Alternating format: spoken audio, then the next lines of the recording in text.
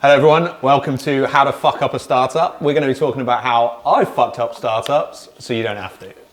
On today's episode, it's going to be really interesting. We have 5 business topics that I want to go through with the startup. They're really generic, Nice. super quick fire, nice and quick. Not too quick so you don't give enough information, but stuff that people can take away and obviously go and learn and add to their stuff. So the first topic, are you ready for this? I am, let's go. Building a company culture that fosters innovation and creativity. Wow. So I'll give you a bad example first. Like I joined an internet company, I think I can say it, monster.com, like back in the day. And monster.com was, I think, the first recruitment website on the internet. Like Right. Just an incredible machine when it first started, like absolutely huge. One day this little company called LinkedIn comes along to the CEO and says, we want you to invest in us. Like, we've got this new way of doing recruitment now. It's like networking and it's social networks, and that's how recruiting is going to be done in the future. Do you want to invest in this little company called LinkedIn? Legend has it that the CEO of Monster turned around and went, nah, Monster's killing it. We're the best company in the world. We're always going to be the best recruitment website. Do one. You know what the next one is. Yeah, I was going to say. LinkedIn blows up, Monster falls off the face of the earth. Like, it took a bit of time, but ultimately LinkedIn is like the new recruitment powerhouse, right? That's massive. So that's a perfect story of innovation, because that's resting on your laurels, right? They were big internet.com boom, Monster blew up like huge, just stopped innovating. When I joined, unfortunately, it was past the private jet.com boom. They were already kind of on their way out, but at the time, they weren't innovating, right? And there was just this stifling lack of innovation in the organization where they had this template and model they'd created for monster.com, and that's all they ever did. Right. LinkedIn came along, brand new way, new ideas, fresh ideas, blew them out of the water, right? You could say the same story about Kodak and cameras and all that stuff, right? There's plenty of examples out there of a lack of innovation. I think the key with the culture side is it's actually pretty easy to do in the startup phases. Okay. First year and a half, everyone's entrepreneurial by nature. That's why they've decided to join you, right? So like, we're in an incredible place at Bleach right now where I've got 4 or 5 really cool employees who we're all really aligned and we all love what we're doing and we're all really passionate about it, and everyone's entrepreneurial. Like, I get freaking 15, 20 ideas a day. In fact, the opposite is the hardest, is picking the ones you're going to focus on in these early stages, right? So narrowing those ones down, the ones that are really going to give you value early.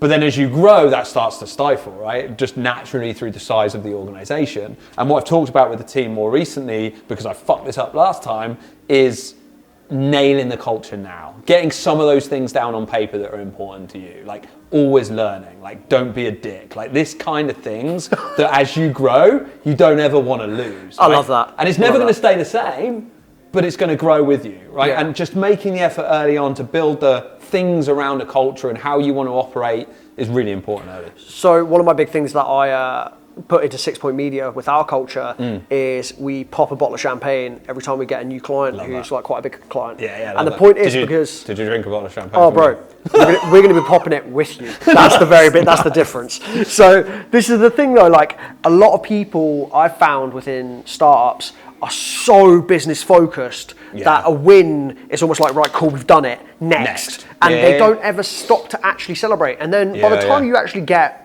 2-3 years down the line, and I know you've talked about this before, when you talk about like the boring stuff where you actually start to slow down, you're handing stuff off to people, you then are kind of like, wow, that was a crazy journey. I didn't really stop to be present. And that was why I was like, me and my team need to be, and also my team need to be recognized for the fact that I am the face of my business. I am the marketing tool of my business. I'm the guy who talks to everyone. I'm the guy who sits and works with everyone. I mean, not everyone, obviously. Like, there's a certain amount of clients that I do, but I do a lot of business strategy behind the scenes. So I'm always customer facing.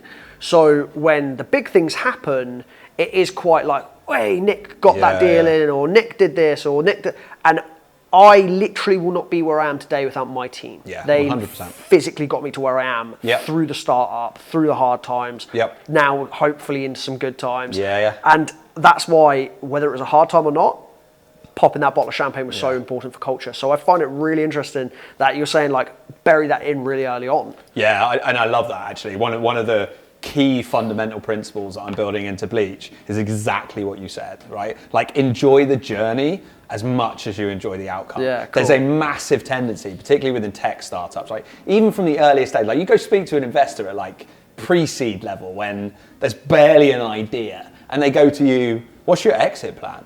Like, how much are you going to sell for? Like, how much are you going to sell over the next 5 years? You're like, holy shit. Like, if I knew that now, I wouldn't be freaking in technology. I'd be in like psychic freaking whatever. Yeah. So like having that moment and enjoying what you're doing and enjoying the journey is so incredibly important. One of my biggest regrets, and I don't have many, is that last startup that we built. I just didn't, some of it with COVID, but I just didn't ever feel like I was truly present. I didn't ever feel like I was really enjoying what we were doing. And you ask Steve when he comes on the podcast next time, my co-founder, I tell him every single day, I'm like, mate, fucking enjoy, this is incredible. Like, we've got money. We're sat here, we've got the freedom to enact our ideas. We've got the freedom to build what we want. I've got the freedom to choose whether I come on a podcast with you or whether I go sit in front of a computer and write content, or if I go do a finance spreadsheet. Like, that freedom should not be underestimated. And really choosing the mindset that says this is a really positive environment, I'm enjoying doing what I do, that's the people I want to work with. Do you think that really helps build culture? Would you say that's one of the tips to helping people build culture within their teams? I would say it's huge. Yeah. And then that is reflected in the people that you hire. Right? Because finding people that are of that mindset and want to join you on that journey. So would you say you almost have to have a vision for what your culture should be first, then go hire based on what the culture is? Or do you think the culture gets built through the hiring process? It's a great question. Is it a chicken and egg situation? It's definitely chicken and egg. I think they both got to be. I am not a huge fan, and I've been through this a couple of times over the last few years. I'm not a huge fan of articulating your values to the absolute nth degree. I don't think it's important to be that specific. My favorite one, I just mentioned it, is Huel, don't be a dick. Right? Me and Steve use it all the time, and I can't say it enough. Because I don't have to define to you what a dick is. Like, I don't have to write a rule that says you can only spend, $100 on beer when you travel to America, or only use hotel rooms that are less than $250. Like, I don't have to say that to you, right? Yeah. Because if you're sat there as one of my employees or someone that works in the company, and you look at something and your own conscience says to you, shit, that's a bit expensive, you know what the answer is. Yeah. And that is the fundamentals of not being a dick. Because you sit there, and me and Steve do it all the day. We do that test where you're like, am I being a dick? And you know the answer before you've asked the question. I find if you're having to ask yourself, are you being a dick? You're probably being a dick. Exactly. Like, and also to your point about being external versus internal, like do you hire into a culture or whatever? Like, I think by the virtue of the fact that you've defined don't be a dick, if you turn around today and you went to me, either number one, I don't agree with what you've just said, Craig, or number two, I don't understand what you've just said, Craig. I don't know what you mean when you say don't be a dick. You're not going to come and work for me. Yeah. Like that. You've answered the question. It's just not going to happen. So I think it's two-way. I think you create the basis of a culture just by being who you are. Yeah. Right? Like, I have written down what our company culture is. I've tried to come up with some generalized phrases that help to articulate what I want and what I want to feel, but that doesn't tell the whole story. Right. A lot of the story is in your passion, is in your personality, is in you fitting in with what it is we're trying to build. And remember, that's a two-way. Like, there's this kind of blame culture, this thing that we've created where it's like, but wait, I don't understand what a dick should be, and yet I should still be able to work for you. Yeah. And you're like, well, we could do that. I could just park all of my values and hire you anyway, but that's not just going to hurt me, it's going to hurt you as well. Yeah. Because you're not going to want to work in this culture, right? So finding that two-way alignment is better for both of us. Also, I feel like, going on to what you've just said there, people with a victim mentality, which is what that is, they're very short-lived within jobs anyway, because they'll find problems very, very quickly. For sure. Which, don't get me wrong, people like that, actually, if you flip it to the positive side of things, are great when you're bringing ideas. Like, if you've got a concrete idea in your head that's got no holes in it, it's really, really good. Yeah. Usually, we'll take it to somebody else to be like, oh, look how good this Yeah, is. yeah. But actually, you should probably go find the person who is quite a victim mentality, does find problems, does find negatives. Take it to them. Yeah, yeah. They're going to find a problem with it. Yeah, yeah. Because that's just naturally what they do. Yeah. So that's how I found the positive. Like, I knew a couple of people like that a couple of years back, and whenever I had a business idea, I brought it to them. Yeah, and they actually highlighted things that I was blind to because I had such a positive outlook. Yeah, so yeah. I'd take it to those kind of victim, negative mentality people, cynical people. Yeah, and I think what you've articulated there as well, which is nice. I don't know whether you meant to do it, but was that was outside of the circle, right? Like, I like the way you said I took that to them. Yeah. You know, because actually that victim mentality, and it's probably the thing that pains me the most. Like, those people, I struggle with them hugely. Yeah. But you're right. Time and place, absolutely. Giving you feedback, like picking holes in things, like shooting things down, is incredible. But outside of the culture, right? Yeah, like, no, so that it fully. doesn't impact your culture. Yeah, no, I fully agree with that. I think that's one of the big points that I want to make there as well, is I would never hire someone for my team to be like that. Yeah. But that's where they've kind of like got a valuable point within like that startup sphere. Yeah. So and another really key thing, and I don't think I've even figured out how to articulate this yet in kind of the company culture of Bleach specifically, but we've talked about it a lot, is sweating the small things, right? So one of the things I always say to my wife, like, you see some behavior, right? The easy example I always use is like parking a car, right? You will see someone who has parked their car in such an irritating way that it blows my mind, right? Like, just diagonal across a space or something, right? Now, it's not the nature of that action that annoys me, it's what it says about their character. Yeah. It's because they've got the kind of character that will allow them to just discount all the rules, to just park in this most ridiculous way and not care less what people think about it. it's the, I've heard another thing similar to what you've just said there, it's the shopping trolley thing. Yeah, it's exactly this. I love that story. It's literally, absolutely. And it comes to a phrase, it's a really quick one, is how you do anything is how you do everything. 100%. The fact that you take that supermarket trolley back, or the fact that you make an effort to clear the things up on the table before you leave, or the fact that you park your car in an actual space, like all of those things point to something about your character that matters. Yeah, you know? I agree. And that's really important to us. So the second thing on this list is networking. So to read out the actual sentence, it's the importance of networking and building relationships in business. Huge. Again, so I'm going to break from the norm a little bit here. I'm not a fan of forced networking. Because we talk about networking and we've given it this buzzword, right? Yep. So when we think about networking, a lot of people think networking events, right? Or like, let's go to this predefined place and we're all going to be there and we're going to be forced to talk about businesses and get on. That's never where I found the best connections. The best connections for me have always been at the bar in Austin or in a hotel, or it might be where a startup conference is going on, but it's never in the pre-arranged events. Right? And I've always said to my wife, I banged on about this for years, she thought I was just drinking a lot in London. It's not true. I was networking, right? But I say that half joking because, again, back to my human intelligence, like army background, what I've learned, the most valuable thing I've learned is people. Yep. People skills. People get you everywhere. If you don't know it, you can find someone that does, right? And making those connections, making those links to people that you just get on with is what gives you and pays you dividends in the future. So I 100% think people and networking are incredible. I just don't think that pre-arranged stuff is necessarily always the way to go. Interesting. I think you've summed everything up there perfectly. I know obviously we go big into types of networking, how to network and so on and so forth, within the first year of startup, I think exactly how you've said it is kind of does what it says on the tin. So number 3 is strategies for achieving sustainable growth in a startup. Sustainable is a key word there, right? Because I think even a rookie can grow, to be honest, right? We've talked about this before. The ability to go and find a really good, ram it down your throat salesperson and show some growth is achievable. Like, the scale of what we do is that you're always going to find believers. Like, you're always going to find these early adopters who go, I like Craig, or I like Bleach, or I like Nick, or I like that product. And you're going to find customers. I mean, you will, right? But does that mean that it's sustainable? Not necessarily, right? And what sustainable means is repeatable. So what sustainable means is, and one of the key things for a founder is outside of me, right? So what I've got to try and do as I build the business is, everyone knows that when you first start a business, growth is about me. So I'll sit on every sales call and I'll sit on every podcast and I'll do everything myself because I know it and I'm passionate about it.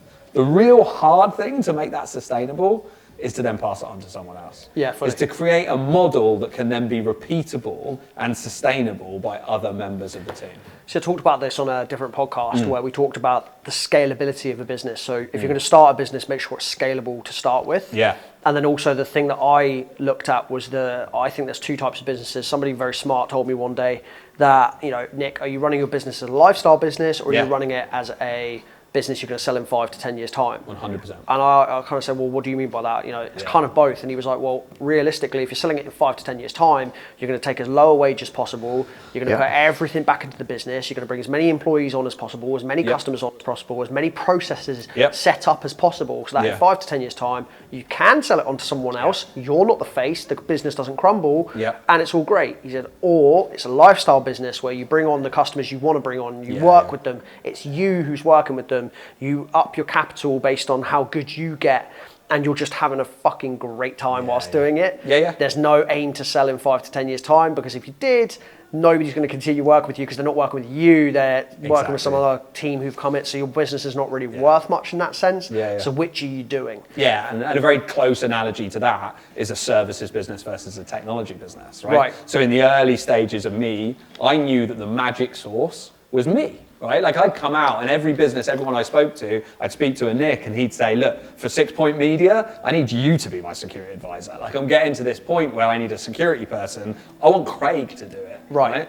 And that's not sustainable, to your point. Like I can't do everything. I can only do 8 hours a day, 10 hours a day, whatever it is. And I can only earn that much money every day. The trick of building a tech business is, how do I take this and make it scalable, automate it, build software, whatever it is I need to do to make that scalable outside of just my human time. And that's the trick. And it's okay to say, do you know what? I can go and earn £1,000 plus an hour, and that's all I want to do, and I'll buy myself a nice car, and I'm going to continue to do that. That's fine, but it's that inflection point. It's that point where you go, do I want to do that? Or to your point, do I want to sell it in 5 or 10 years? And if that's the goal, you have to set those conditions in place to make it scalable and make it grow. Is that something you set really early on then? 100%. And you have to make that decision really early on. Right? Because I could easily go and hire 50 other security consultants and start shipping bodies out, right, to everyone and build a services-based business. You don't make the gross profit margins, and you're never going to get to 100, 200 million. There's rare examples, but ultimately, what you want to find is a business where you can embed what you know, or one of the processes that are important to you, something you found a pain point in, make it technology, make it software, so that it grows outside of what you're capable of doing. Do you know what's interesting? There's somebody who I know who literally did that. They created something and they sold it to Microsoft, who now Microsoft then resell it for, under their own brand. And they sell it for like $5 per user. It's so cheap. But, if you're selling it for literally like £5, but you've got 200,000 users who sign up. You're making really good money. Well, and this is another really important inflection point in terms of, we talked about it a ton, but customer profile. Right? Because the difference between what I'm doing now and what you do in an enterprise business, when you're trying to sell to big enterprises, you can take 6 months and sign one deal. But when you do sign that deal, it's worth hundreds of millions of dollars, and it sustains your business forever. Right? The difference with a small business play, to your point, is you need 5,000 customers, but they're only paying $5 a head. And that's the same as a consumer business. It's very similar to that, right? Like I need thousands of people to use this and buy this, but the quality of that needs to be less, right? Whereas with an enterprise business, you might spend 6 to 12 months selling one deal, that's your business made for the year. Right. And those things are really important to hammer down. And we spoke about this a bit earlier. You focus and you drive your audience and your community and your targets in very different ways, depending on that sales cycle and who you're focused on. So to achieve that sustainable growth in a startup, you should realistically be knowing what is your kind of exit plan really from like quite early on. So what are you building this business for? Are you building it to sell it? Are you building it to be a service-based custom? Or are you building it, like you just said, with some of those sustainability tips, you can't be the person who wears every hat forever. So are you putting the systems in place early on? And it's a necessary evil. Like you mentioned, not doing things that aren't scalable, but you can. I mean, there's a good adage in VC which says do things that aren't scalable now. Right? Which is okay as long as you're maintaining the mindset that it needs to be. So I'll give you a real world example. Like if we've got a software platform, right? I know that I wanted the customer support for that software platform to be automated. Okay. Like, it needs to be automated because otherwise I can't scale. I need 1 million salespeople, right? I can't do that today. I don't have the tech. We've got to take time to build it, right? So for now, it can be me and Steve on the phone, right? Like it just can be. But we know that in the future, in order for that to be scalable, we have to build it.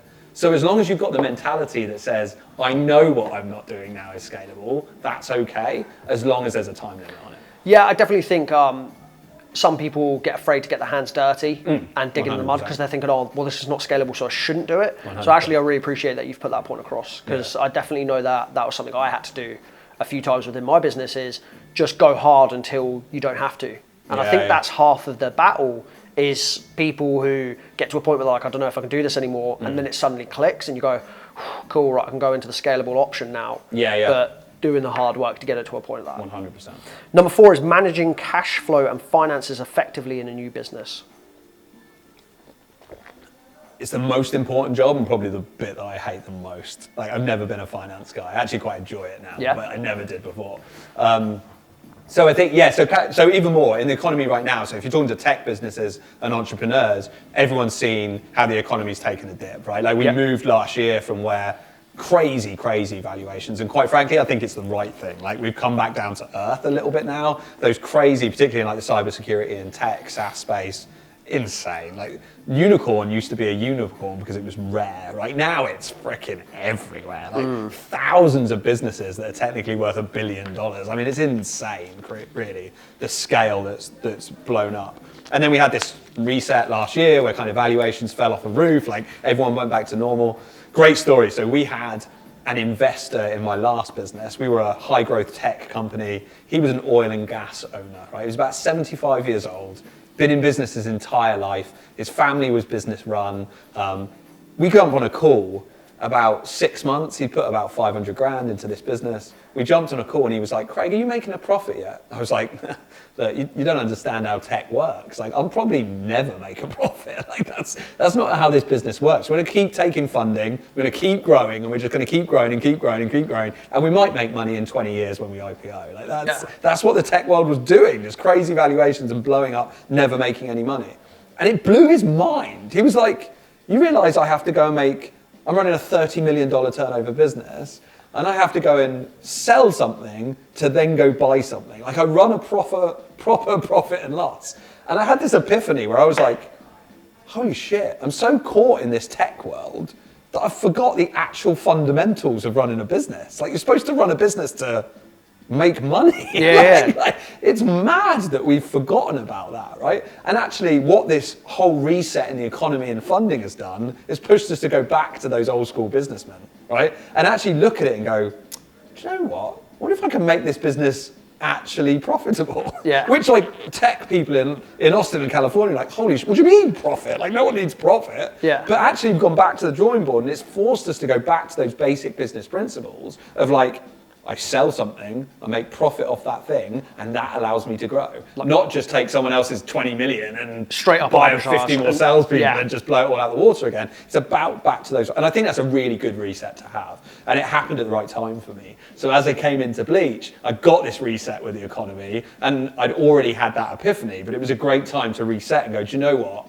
When I now go into this new business, I'm going to run it in such a way that is relatively frugal. I'm still going to grow, still going to grow well, but I'm not going to waste needless money chasing dollars that shouldn't be there. So you're kind of always looking to get a cash positive outlay. I mean, within the first year of any business, if you're cash positive by the end of the year, you've done something insane because usually you're going to be about break even. You're probably going to be below the bar. Second year, you kind of break even. Third year, you're starting to turn a profit. Yeah, and unfortunately, that's not how it works in tech business. Right. So from a unit economics perspective, right? If you think about a unit economic, like I sell you one seat in my SaaS platform, right? That unit economic itself needs to be profit, right? So if I'm spending X amount of money running that SaaS platform, you're paying me X, that gross profit margin needs to be significant. The overall business growth profit margin doesn't matter so much in the age of technology that we're in, right? So I won't be making cash flow positive by the end of the year. I'll be spending much more money than I'm making. That's just a fact. That's a reality of the tech world because I want to continue to grow. So I'll then go and hire 5, 6, 7 salespeople ahead of the next year of growth which puts me in the red, but ultimately allows me to accelerate past the 10 million, 20 million, 30 million mark, right? And that's how tech businesses have always been run. It's all about growth. Think about your old stories of Facebook and Instagram and all these guys. Never run a profit. Didn't even make money in the first 10 years. Like, it wasn't even a monetization plan. It was just grow Platform. at all costs, Yeah. right? One of the things I talked about recently was bad revenue and good revenue, right? That's a thing. Particularly in tech companies, like good revenue means that it's good, sustainable, there's that word again, sustainable growth that is the right customer and gives you the right gross profit margins. Right. I can go and make, we talked about services, I could go ship myself out for like $2,500 a day tomorrow, show that my business is making $2,500 a day and say, look how much money Bleach is making. The reality is, it's not sustainable, it's not the customer we want, it's not the growth that we want. Yeah. So actually it's fake revenue, it's bad revenue, right? It's not what we want as Bleach. And then that sets me up to fail because I'll go and tell my board $2,500 a day, which is what I can't even work it out, like freaking 12,500 grand a week or some shit. A good amount of money. Yeah. And I could go tell them we're making that money, but in reality, we're not making that with Bleach, we're making that with me. Right. And I'm not sustainable. You'd be making about 70,000 a month. That's Absolutely. what I just have a look at. Absolutely. Good, quick math. Quick maths. With a calculator. With a calculator. Fuck you, every 90s teacher who said you're not going to have a calculator in your pocket your whole life. Pythagoras, yeah, whatever that is. Number 5, balancing the demands of entrepreneurship with personal life and well-being. Yeah, here we go again. Craig's favourite subject. Yeah, do you know what? I like dropping this one in. Yeah. I think it's so valuable. It needs to be talked about more. Yeah, no, I agree with you. I think there's too much. So you've learned this about me already. Like, I'm really not a fan of extremes. Like, and the tunnels that we resonate in, particularly online nowadays, are all about extremes because it's what gets the views, right? It's what gets the content. So in that space, you've got two schools of thought, right? Like, you've got the get up at 4 a.m., gotta be smashing it all of the time mentality, which really winds me up. And then the other side of it, which is like the work-life balance and just always be with your family and then just do a bit of work. Like, neither of those things are true, nor do they have to be, right? Yeah. Like, I'm telling you now, I am not getting up at 4 a.m. to go to the gym. I'm an incredibly healthy and fit person. Like, I am. And I fit it into my day in a way that makes sense for me. If I got up at 4, I would not be smashing it every day. Yeah. I'd probably be asleep by 4. Yeah. Right? So the point is, you find a way that works for you. My favorite analogy is like diet and exercise, right? You've heard me talk about it because I think it's really analogous to like running a business, right? You read these books and they go, this diet, this diet, that diet. And the idiots read that and they go, I'm going to do exactly what it says in this book. Same way that doesn't work is the same way it doesn't work for cybersecurity in a business, right? If I tell you all these 10 things that you need to do for cybersecurity, chances are they don't apply to your business specifically, right? So what you do is you take bits. Yeah. You look at it and you go, well, look, the 5-2 diet says I should fast 5 hours or something a day. And I'm like, well, technically I actually do that when I'm sleeping, so that's good. I'll have that bit, right? Or there's a bit here that says eat more meat than carbs. And I know that for my body specifically, carbs make me put on a ton of weight. So I'll avoid starchy carbs. Yeah. But I'm not going to follow your whole diet plan because you might tell me that getting up at 4 is the perfect thing for you. And I'm going to be like, that doesn't work for me. Yeah. You know, so I really think that the extremes don't work. What you need to find is balance. You need to find the right things that work for you. You know my daily plan. I couldn't tell you, I'll tell you now, I couldn't tell you when I get up in the morning exactly what I'm going to be doing at what time that day. I can't. I don't have a perfect plan. What I do is I get up in the morning and I go, right, do I feel like jumping on that laptop? Have I got some spark of brilliance where I'm, shit, that's brilliant. Yeah. People will want to listen to that. People will benefit from this.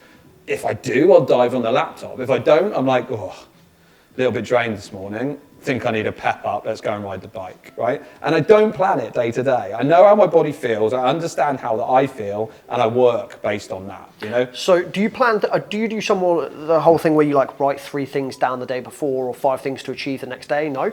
Never done any. Never done any of that. Never done any of that. See, I'm really interested because I don't like getting up early, like a lot of people, but I really don't like getting up early. I used to be a massive night owl, especially with all the touring and stuff, playing shows late. But I know for a fact that if I get up at 6 or even earlier, 5:30, 6, and I implement a morning routine, get water into your body before anything else, I read like the Daily Stoic, I'll read 10 pages of a book that like it's good for your mindset. So at the moment it's anything by Ryan Holiday really. So like Ego is the Enemy is the one I'm reading at the moment. Yeah, that's cool.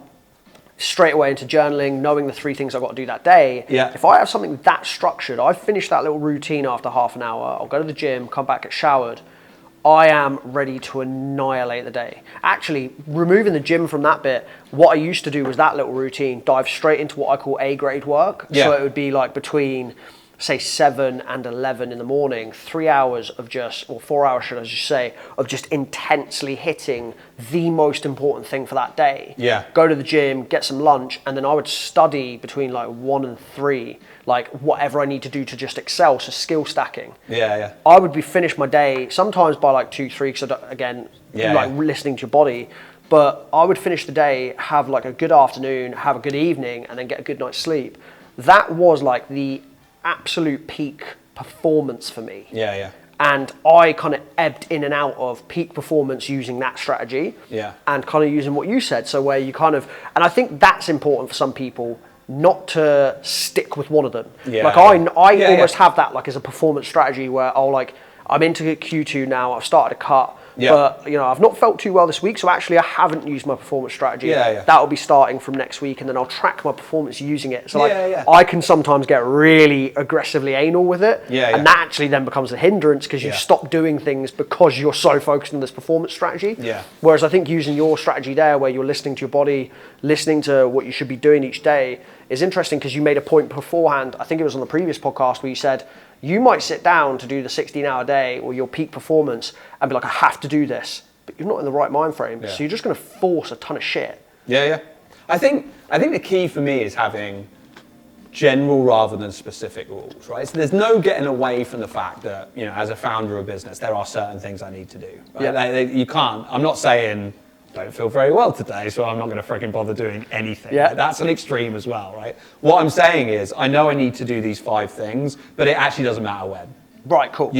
So like, I am not going to force myself, more power to you if it works. No, I get you. I'm not going to force myself to get up at 4 and do something, like go to the gym when I know I don't need to, and actually recovery is more important to me. Yep. Right? So I know that I need to let's say, I know for my own mental health, I've got to do at least 90 minutes on a bike, right? I know that I've got to do 3 social media posts. I've got 5 VC meetings, and by the way, that makes a difference because they're all US based, which means I don't start till 8 o'clock at night and make that go till midnight or 1 o'clock in the morning or whatever. So I know I've got to do these things. I'm not saying avoid doing those things. What I'm saying is where you've got the option, use your most optimum time to do it and listen to your body. So is it like really create your own rules and take, almost kind of similar to with the fact that we're giving loads of advice out here on a podcast, but everybody's got to take what we're saying with a pinch of salt, the same way that we take everybody else online with a pinch of salt. 100%. And that's why, like, again, back to the diet book thing, back to like hygiene and health, like all of that stuff. I'm going to write a book. And I hate the fact, Craig's philosophy on life, I hate the fact that they write a book that says this is how you should do it. It's not. It's how you should do it. Yeah. It's how I've done it. That doesn't mean that it's going to fit you. What it means is there's probably some great little nuggets in there that make perfect sense. I hope they didn't write it. They probably did. I hope they didn't write it thinking that someone was going to go, do you know exactly what Craig did? That's exactly what's going to work for me. Yeah. Newsflash, it's just not. It's just not. But maybe someone will go, do you know what? That's a nice little bit. That's a nice little bit. Back to startup. Another reason we fucked up the last startup was because my co-founder was obsessed with having a book that he would follow verbatim. So you had a book that's about how to run a startup. Like, I won't name a particular book, but it had 20 steps that you should do. Next morning, we implemented every single one of those steps. And you're like, holy shit, do you realize if you even research who'd written that book, back to our conversation earlier, he was running a services business rather than a tech business. Like, he had no children, I've got 2. Like, all of those things. He was in UK, I'm in the US. All of these things matter and everyone's different. So absolutely take those golden nuggets of stuff that comes out of this or any other freaking podcast and apply them to your situation, but it doesn't mean that one size fits all. Amazing, mate. Thank you very much for those 5. I can't even remember what the title was. We've gone so deep into it. It was the 5 potential business topics. So to starting a startup, so the 5 things to go into when starting a startup within the first year. I think we made it clear, don't take all 5. Don't take all 5, just like pick and choose. There's some kind of knowledge in there. I hope you've enjoyed it. Yeah, it's cool. It's good, man. Well, thank you guys. Do you want to sign this one off? It's your podcast. How to fuck up a startup. We fucked up startups, so you don't have to.